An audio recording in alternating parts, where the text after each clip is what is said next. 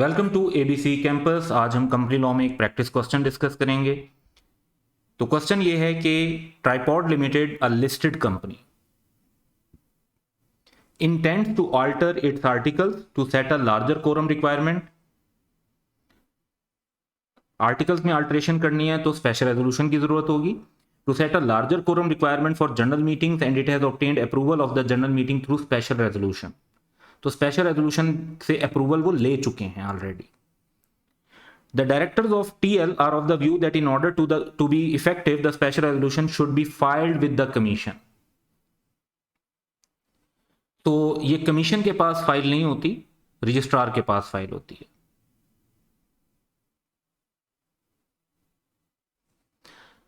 However, the company secretary has advised to keep the resolution at registered office so that anyone who is interested may inspect it।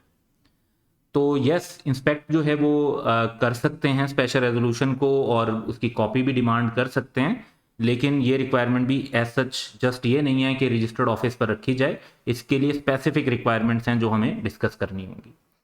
तो question की requirement क्या है कि briefly discuss the requirements relating to filing and furnishing of special resolution. तो special resolution से related जो requirements हैं उन पर जब बात करते हैं तो पहली बात तो ये कि हर स्पेशल रेजोल्यूशन जो कंपनी पास करती है वो पास होने के 15 दिन के अंदर रजिस्ट्रार के पास जमा करवानी, और ये रेजोल्यूशन ड्यूली ऑथेंटिकेटेड होनी चाहिए, यानी इस पर सिग्नेचर होने चाहिए या तो किसी एक डायरेक्टर के या कंपनी सेक्रेटरी के। दूसरी जो बात है कि जो फर्निशिंग की जब बात होती है कि क्या ये रजिस्टर्ड ऑफिस में रखनी है और मेंबर्स को प्रोवाइड करनी है, तो उसमें कॉन्सेप्ट ये है कि जहां पर कंपनी के आर्टिकल्स रजिस्टर्ड होते हैं, क्योंकि कंपनी लिमिटेड बाय शेयर के आर्टिकल्स वो रजिस्टर्ड करवा भी सकते हैं और नहीं करवाते तो फिर उन पर टेबल ए अप्लाई हो रहा होता है।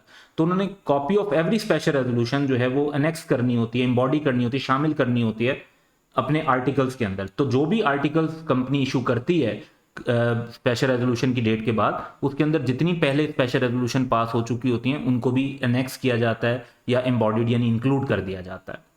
इसी तरीके से अगर कोई मेंबर स्पेशल रेजोल्यूशन की कॉपी मांगता है तो लॉस में ये कहता है कि उनको वो कॉपी दी जाएगी जब वो रिक्वेस्ट करेंगे, और पेमेंट ऑफ सच फी जो कि कंपनी ने डिटरमिन की हुई होगी, जो अमाउंट कंपनी ने फिक्स की हुई होगी अपने आर्टिकल्स में, उसके मुताबिक उनसे पेमेंट ऑफ फी लेकर और उनकी रिक्वेस्ट पर उनको एक कॉपी फॉरवर्ड कर दी जाएगी।